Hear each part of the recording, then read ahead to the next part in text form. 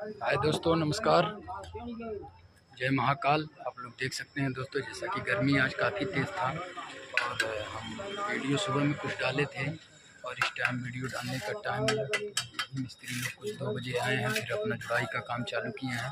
उधर का एक दीवार जुड़ा है, इस दीवार के आगे वाला देख सकते हैं आप लोग। अभी इसका सुबह में जुड़ाई हुआ है और उसके बाद इधर का एक दीवार बाकी था, तो उस पर ये जुड़ा भी जा रहा है। और हम आप लोगों से उम्मीद करते हैं, आशा करते हैं कि आप लोग बहुत स्वस्थ हैं, ईश्वर की कृपा से मस्त हैं। और दोस्तों आप लोग देख सकते हैं कि कैसे कैसे एक एक रुपया जोड़ करके दोस्तों इस मकान को हम बना रहे हैं। कितनी मुसीबत को हम झेल करके इस मकान को तैयार कर रहे हैं। आप लोग अपना आशीर्वाद दीजिए, प्यार दीजिए, दुलार दीजिए। ये मकान जल्द से जल्द दोस्तों तैयार हो जाए, ईश्वर से ही विनती है, आप लोगों से ही विनती है। आप लोग हमारे चैनल पर फटाफट जाइए, लाइक शेयर कीजिए, कमेंट कीजिए और बेल आइकन को दबाना ना भूलिए।